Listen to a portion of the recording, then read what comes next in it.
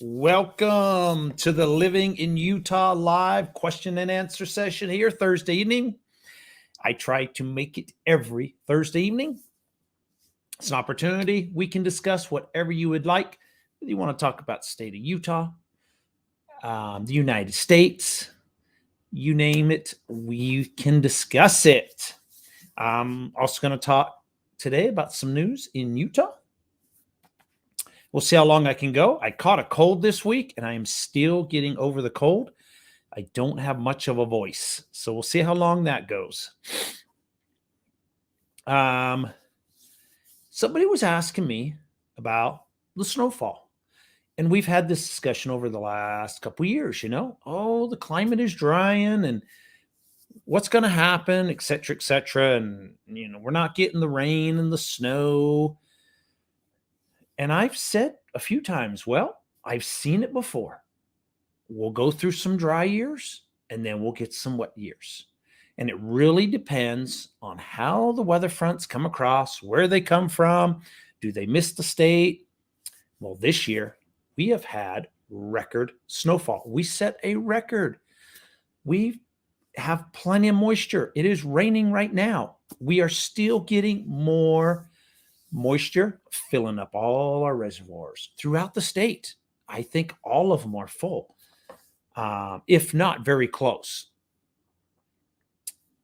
That's how it goes. I've seen it before. We'll go through some dry spells, and then we'll get moisture. Maybe next year we'll get moisture, and it's not discussed a lot. So it happens. It happens. I can't really explain it. The only thing that I notice is that the years where we seem to have more of a dry winter, the weather fronts seem to miss us. They'll go like from the north and go across Colorado to the Midwest.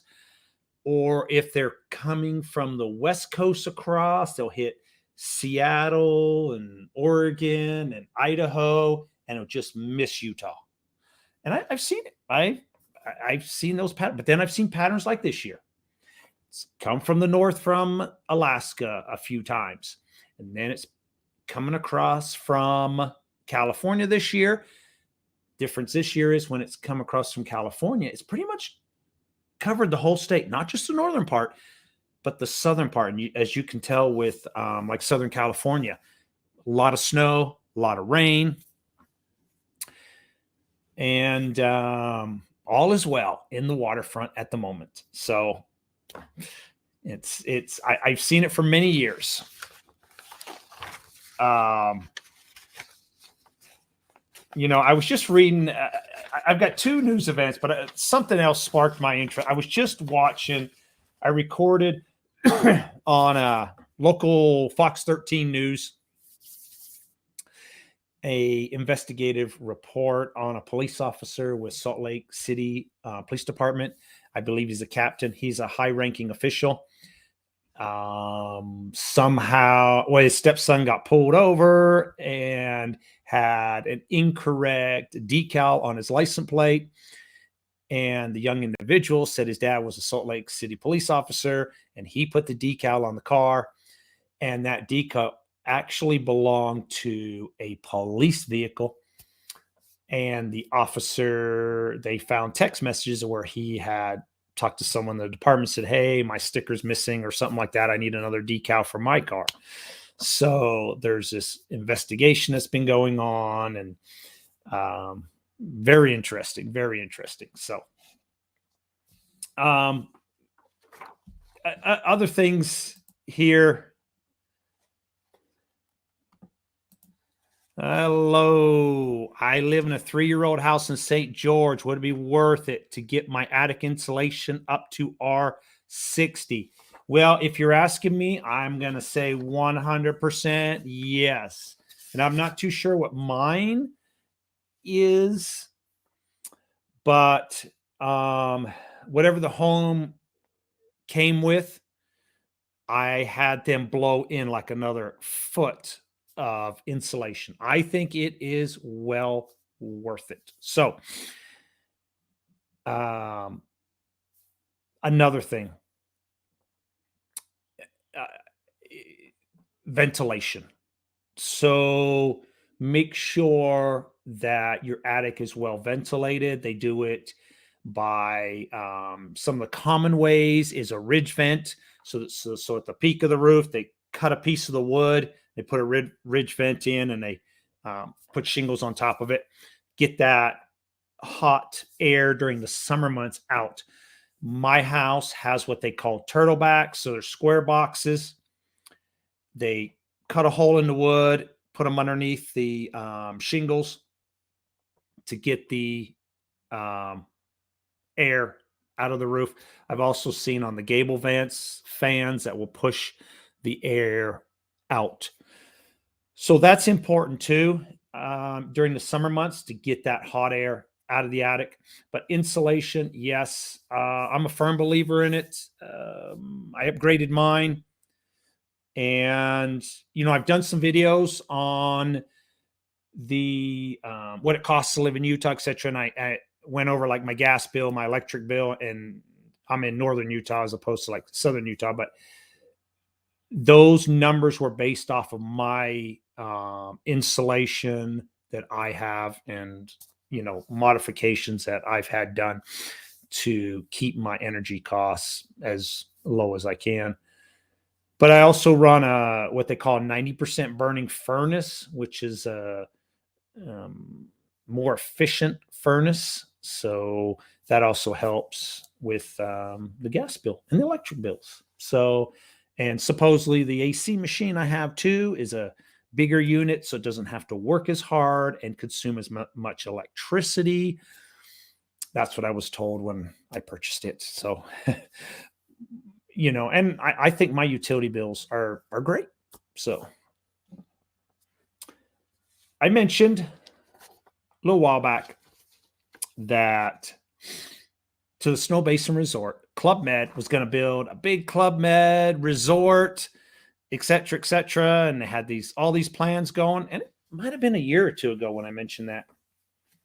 That deal is off the table. They have pulled out of the deal.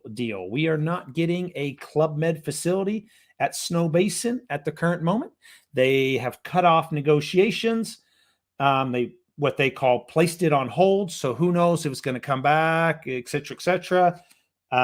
Something did not work out. The article did not state, why exactly that they are putting the brakes on that project, but they are.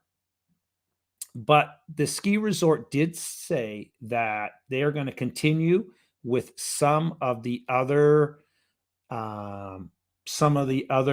plans that they had for the resort, and one of them was a new 6-person high-speed lift that will be put in later this year for next year's season. So they will continue with that upgrade. Snow Basin is very, very popular. Very popular ski resort. It's great. It's great to ski at Snow Basin. It's one of my favorite places. I prefer like the Snow Basin as opposed to the Park City resorts. I don't know. I feel it's more of a skier's resort as opposed to maybe like a glam resort or something. The Park City attracts a lot of people from out of town, and sometimes it's a little different crowd than what you will get at other places. So it depends what you want. So wow, favorite hike near Salt Lake. That's a tough one. I would really imagine it's really hard to answer because based on someone's how you want to say, maybe athletic ability or maybe their age or some hikes might be more challenging for some people than other people. So it's tough, but I don't think you can go wrong with nearly any of the places around Salt Lake.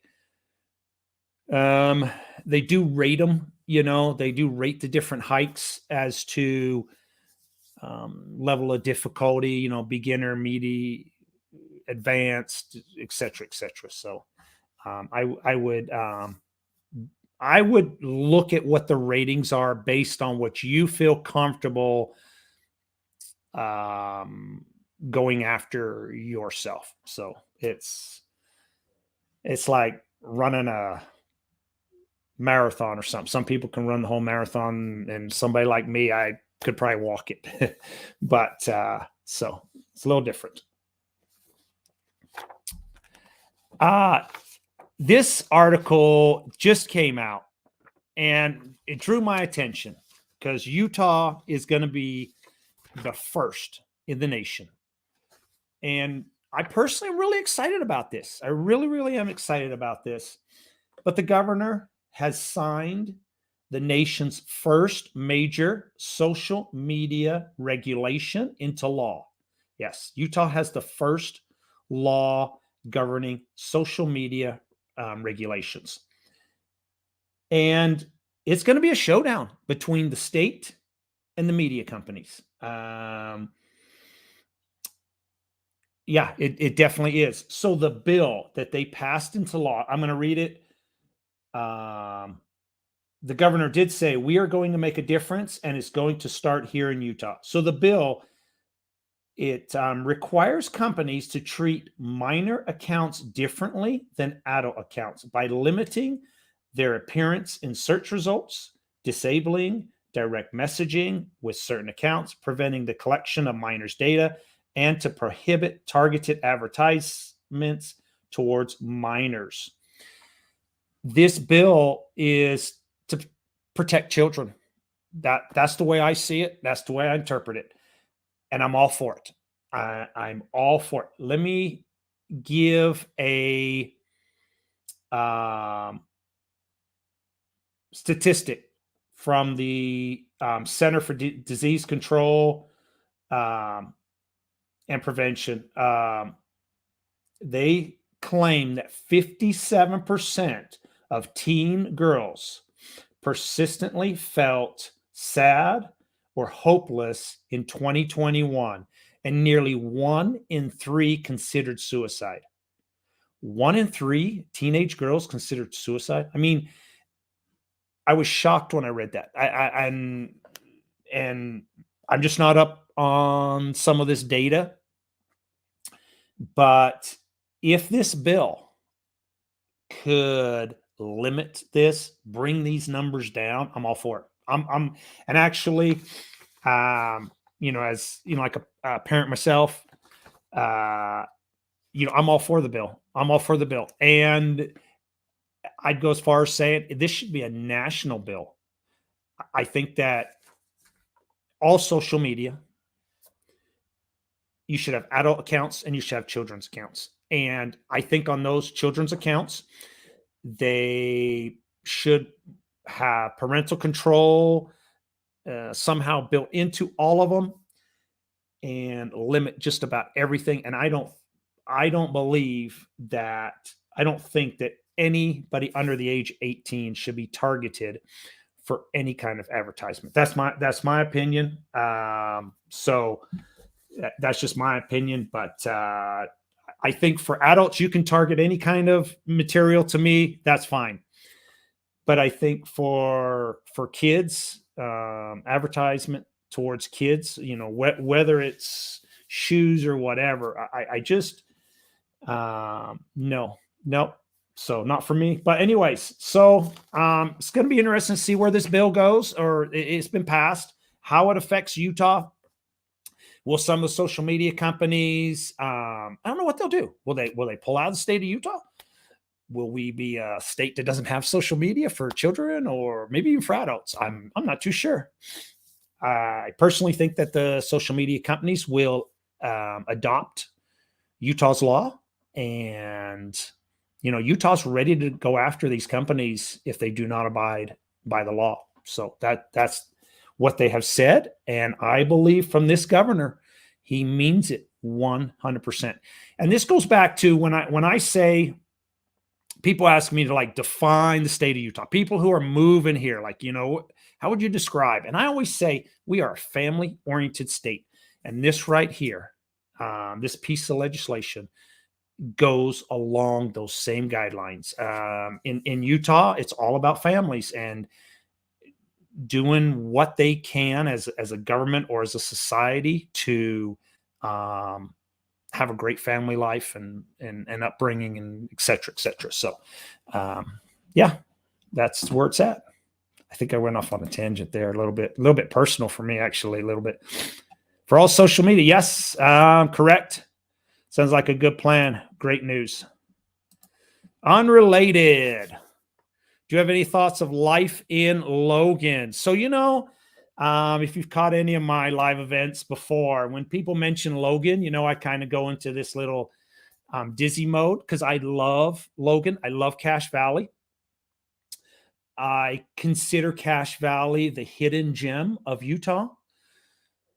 If I had, well, I do have the opportunity to live in Logan if I wanted to, but my business mostly is, the Salt Lake market, north and south from there. I do cover Logan. I love going to Logan, but for me to commute from Logan into the Salt Lake Valley is a 2-hour commute. So it's a long way. But if I did not have those restraints, I would love to live in Logan. I love Cache Valley. I love areas like Hiram. I like the South End mostly because I like the ability to, the access it gives you to Ogden and the Salt Lake being on the South End, areas like Nibley and Hiram and Paradise. Logan is a college community. It's the home of Utah State University. And it's a great college town. When you look at a lot of the reports that I produce, videos, places to live, best school district, blah, blah, blah, et cetera, Logan is always on the list. That whole area is always on the list as to, I say it's a small town community, but that is slowly being changed. They just built Costco there, which was big for Logan, and it is bringing in other major businesses. In-N-Out Burger just opened up. I heard that Jack in the Box is going in. Dutch Brothers just moved in. There's some others that I can't even think of. But for companies like Costco and In-N-Out Burger to build locations in certain areas, they do a lot of research. So Logan must have popped up on the radar for some reason. But yeah, love Logan. It's a great college town. It's a great town, great area. The only disadvantage, if I had to say disadvantage, would be what I mentioned at the beginning. If you have to go to Salt Lake City on a regular basis, you're a 2-hour drive to the airport. If it's only every once in a while, not so bad. But if you plan on commuting from Logan to Salt Lake City for a job and you have to be at work on days that it snows, I would almost not recommend it. That canyon from Brigham City to Logan is terrible on a snowy day, and not any fault of the road crews, UDOT, etc. They have the plows going all the time, but I've been on that canyon, and as the snow's coming down, the plows are pushing it, but the other side of the street, it's just piling up, and by the time they come the other direction, this side of the street's piling up with snow again. You just can't keep up with it. You would have to have 15 trucks at a time, 7 on each side of the road to keep it clear. So it's treacherous on a snowy day. And sometimes the canyon's so bad that people go from Logan to Tremont and then down. It's a long way around.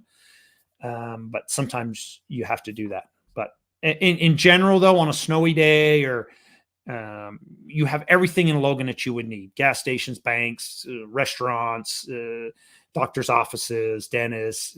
So you don't have to leave the Cache Valley. Oh, what do you think on Zions Bank being mentioned in Wall Street Journal's article about Silicon Valley? I noticed that. That's been talked about. I don't know. I don't know much about what's going on in the banking industry. And I know that the government says that the banking industry is stabilized, it's safe. But I will talk about what we can talk about in history and potential impacts in the real estate industry. So the crash of 2008 was because of a financial meltdown, basically fraudulent loans, loans that maybe shouldn't have occurred. The banking industry basically was at fault.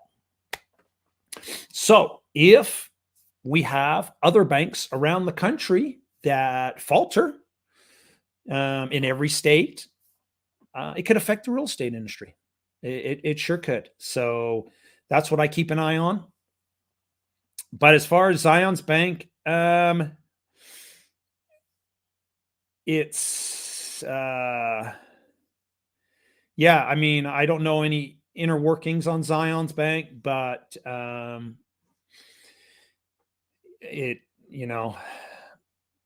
I would imagine that right now there are probably quite a few banks around the country that are a little bit nervous. So we'll see how it plays out.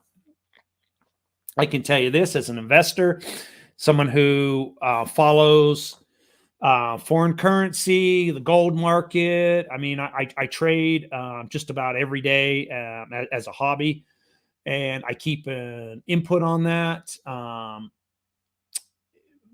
People are pulling money from banks and putting it into crypto and gold. You've seen gold price. Gold has shot up. It broke $2,000 today. As a matter of fact, I think right now we're probably about 1988, 1990, but it broke $2,000 today. Gold's been on a tear. So there is around the world, and these are commodities that are traded around the world. It's, there's money going into other items than the banking industry. So I don't know if that's just people being nervous or people maybe knowing something that is going on. So it could be a little bit of both. Any other questions this evening before I call it a night? Great questions. I appreciate them all. And I hope our banking industry is, I do not pray for a financial meltdown by any means, but I hope that we have enough going on around the world with Russia and China and Ukraine and everything else going on. We just got done dealing with COVID, I think. As far as I know, we're, out of the woods on that. It seems like a little bit, but we definitely don't need like a financial collapse to go along with everything else. Financial meltdown in the country or around the world. So, but other countries are, it's not just the United States. Other countries are also in the same boat as the United States. The UK just raised their interest rates also. United States, we raised ours 0.25% yesterday. And overnight, in the United Kingdom, they raised theirs 0.25% too. So all countries are, we're all in this together. The high inflation, possible recession, it seems to be going on around the world. Of course, we're a global economy these days. Okay, I'm going to call it an evening. I appreciate all the questions, and I hope everybody has a great weekend. Thank you.